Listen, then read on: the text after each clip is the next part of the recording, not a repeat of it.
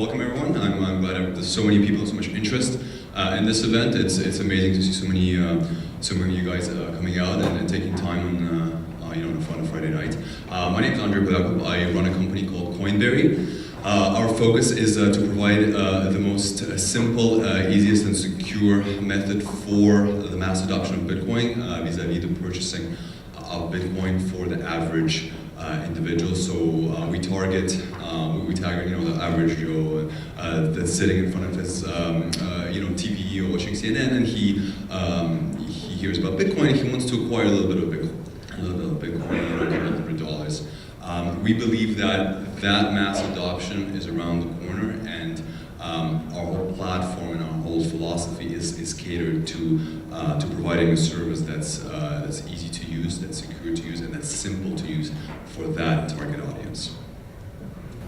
So my name is Sue, and I'm a director at Coinsquare.io, and we are Canada's largest, most secure cryptocurrency trading platform. We also just recently launched a high net worth white glove OTC trading platform for trades over 25,000. We do 1.5% all inclusive, and yeah, I'm really excited to be here today talking with you guys. My name is Laura Gurkiw. I'm with Gowling WLG. I'm a tax lawyer, and I guess I worry about taxes, so you guys don't have to.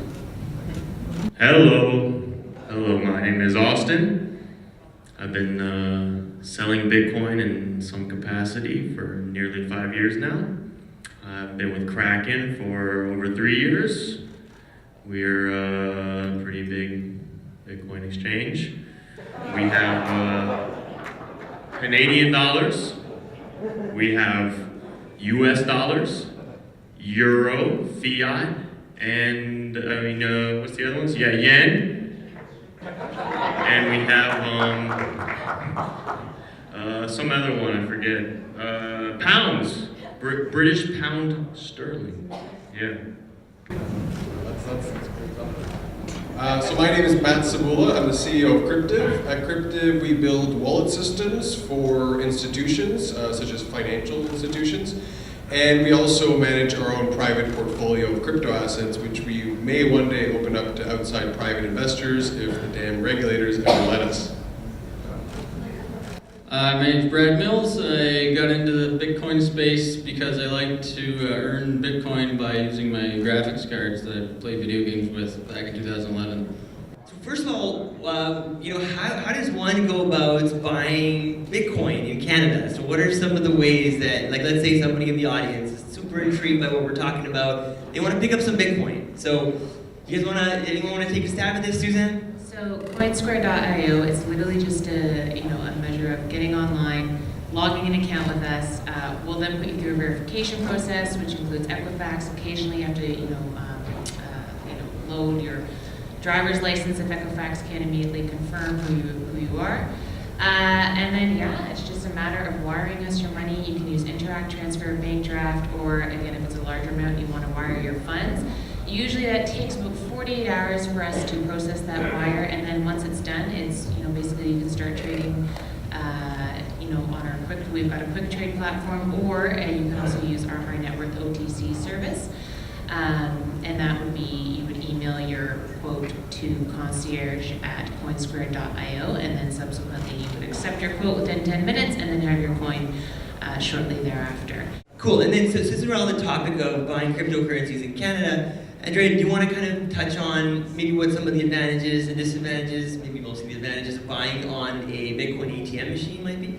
Yeah, absolutely. So the difference, the big difference when you compare online platforms and physical machines is that most of the time when you purchase on an exchange, the coins are not actually sitting on your private wallet. So the exchange actually holds the coins on your behalf.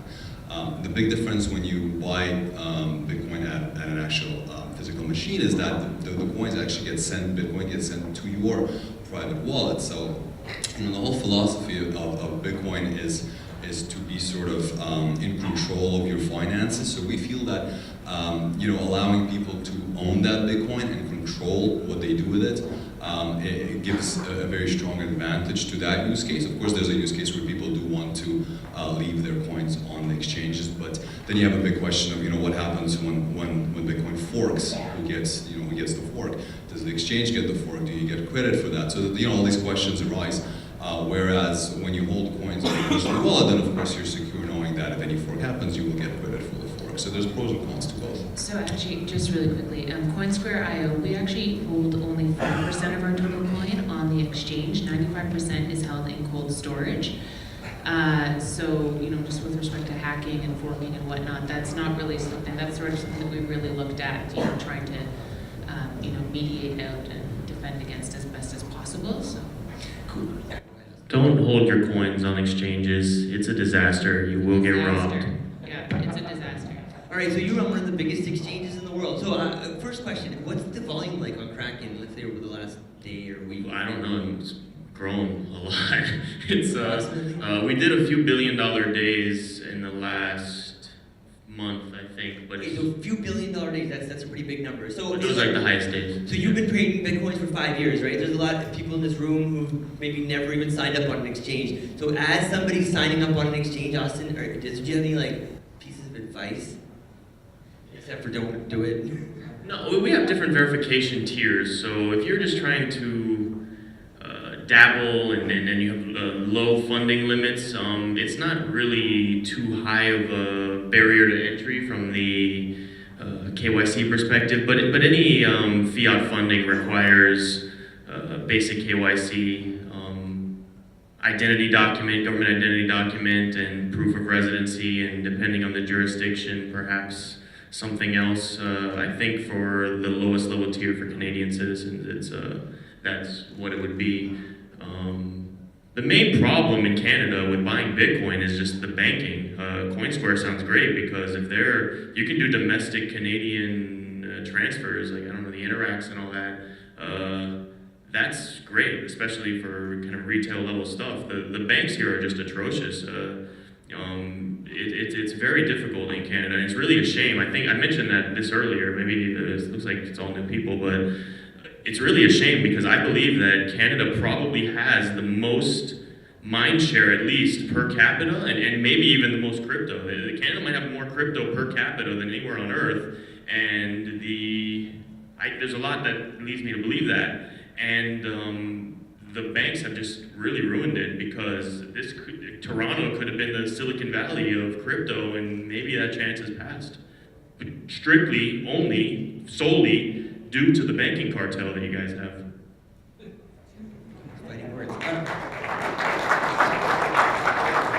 Matt, you want to share some thoughts? I know you've been in this game for a long time. You work with institutions, big players, high net worth individuals. You want to talk about maybe coming at it not from the buying $50, but maybe if somebody wants to buy $50,000. Yeah, well, so my advice is these markets are very volatile. They're not for the faint of heart. You really need to be prepared to lose all the money that you invest in cryptocurrencies because there's a lot of ways to lose money. Not only do the markets move around violently and often crash, but if you don't know what you're doing, then you may accidentally lose that money by sending it somewhere you're not supposed to. So, you know, buyer beware, don't invest any more than you can lose. But on the other hand, I do believe that crypto is an asset class that is emerging, and I do believe that it will replace most, if not all, capital markets activities within our lifetime. So it's something that you need to pay attention to, especially if you're in financial services or trading at all. But you need to be very careful, very cautious, don't invest too much, and really try to do your homework, and for the love of God, try to understand how to manage private keys on your own private wallet, and back that wallet up, and understand the consequences of screwing that up. Because if you mess that up, you can lose a lot of money very, very quickly, and it's going to hurt and make you feel really bad. But if you're holding your coin at a place like CoinSquare and we hold it in 95% cold storage, we're basically assuming some of that responsibility. But people can steal that cold storage, though. That's what happened at a few exchanges, right? I mean, I don't know your security, but there's always a risk that cold storage can get stolen. Especially bad actors, internal, inside jobs, like Shapeshift went through this where one of their contractors stole a lot of Bitcoin. So it's always wise to not keep your coins at the exchange, even if you have the best security practices, because we're so early in the space. Like, I lost a ton of Bitcoin. Well, not a ton of Bitcoin, but a ton of today's dollars of Bitcoin in GOX. Yeah, a weightless amount Yeah, of but Bitcoin. Gox, was, I mean, Gox, they weren't even segregating clients' assets, right? Like that was just, and then a hacker was siphoning off right beneath their noses. Like that was kind of a different situation. I just like to not store all my coins at an exchange. I don't know. I just But that's a very interesting. until we get like insurance and stuff. Exactly. I was just going to say, until we have a system here that protects consumers and adds a layer, you know, of that sort of protection, I think it's not going to happen. Well, I mean, yeah, but it's kind of the same issue as what you know you can get your bank account insured. So it's you know I think these sort of instruments. Bank account insurance is also not real, right? The FDIC does not like have funds. I don't know how it is in Canada. Maybe in Canada everything's great, so maybe it's great here, the insurance for banks or whatever, right? But the FDIC is not insurance. It's uses the word insurance, so maybe it has you fooled, but it's not. It is actually just printing up more money to replace the money that's in your account, which is nice if you know you're the only one that lost money. But if everybody loses money, then you know it's not insurance. So I mean, so just to like parse kind of what's being said here. So I do agree with both sides of the argument in the sense that as a user, I do think it's really important to hold your own private keys. But I also run a brokerage. We added 100,000 users in the last 2 weeks at UnoCoin. And I know what Suzanne's saying is we, like companies like ours and Kraken and CoinSquare, we go to great extents to keep your Bitcoin safe. But just because we onboard so many people, we become a honeypot. So I think like the bigger picture is that, you know, if you care about yourself, then you're gonna want to protect yourself. So it's important to learn about cold storage. Oh, with that said, we do have Crypto Asylum. They put these little pieces of paper on if you fill that out and submit it, you can win yourself a free hardware wallet. Okay, so I wanna take this next question over to Laura. So let's say you figure out how to buy some Bitcoin. Bitcoin goes from $20 to $20,000, and now you want to realize some of those gains. Well, how does taxation work here in Canada? Okay, I guess the main message I want to bring today is that you do have to think about taxes. I know at the beginning of this journey, sometimes things could be done a little bit outside of the reach of tax authorities, but they are aware that cryptocurrencies exist. They're reading the newspapers the way we are, and they are going to start aggressively looking at it. And one of the things we saw in the U.S. was exactly the IRS getting the list of users, and they're not using it for fun. They want to go and see the transactions. The Canada Revenue Agency has said a few things about how they think cryptocurrency should be taxed. It's very basic things, but for somebody who's just buying and selling, it's enough. The idea being that you have to think of it as either a gain, the capital gain, or some sort of income. So if you're doing this, just me buying some coin, keeping it there, and then selling one day, right now, let's say, making a lot of money, the difference between what I paid, what I got for it today and what I paid for it is my gain, and half of that will be taxed. But if you're doing it much more periodically, you're doing it as an investor would do it, then there's an argument that they're making that maybe this is income. So the difference between those two is, of course, a capital gain, only 50% is taxed, and income is 100% of the difference between what you sell it for and what you bought it for will be taxed. So there's going to be, I think, in the future, once they start tracing that. So that's one thing. If you're already selling your coin, you should be talking to your tax advisors or tax accountants about how you should be reporting these transactions. But even if you're not selling it yet, if you're holding coin outside of Canada, there's an obligation to report it if it's the cost of it is over $100,000. So there's a form called T1135. And if you fail to file this form, it's a $2,500 penalty each year. That can be doubled to $12,000 and so on. So right now, yes? What's the form again? T1135. Yeah. All right. So it's for all your. Yeah, go ahead. I have a question. If Bitcoin aren't really real, right? They're just like numbers. behind another number. How do we know if the Bitcoin are stored in Canada? If the number exists in Canada?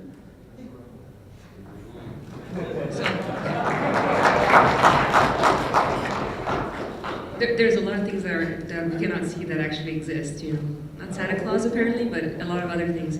So it's an intangible, or they're seeing it as a commodity or some sort of intangible thing. It exists. It doesn't have to be physical. How do we know where it exists? Well, You can technically keep it all in your head, right, and cross borders, isn't that sort of yeah, I think they'll have to look at where the exchanges are, where you're holding it, where you bought it from. It's a good question, but I think you have to think a little bit more beyond just the fact that it's on your wallet. I'm a little. Awesome. Okay, so we're gonna keep this show moving. Please help me thank our guests one more time. Oh wait, we got Brad's got one more comment. You're very influential in this space. Like, what do you think? Like, what do you recommend people when they ask you to buy Bitcoin? What do you do? I have no idea. That's why I had to put this panel together. Like, I'm not kidding. These events are more about just me figuring stuff out. Like, I not here. And you know what?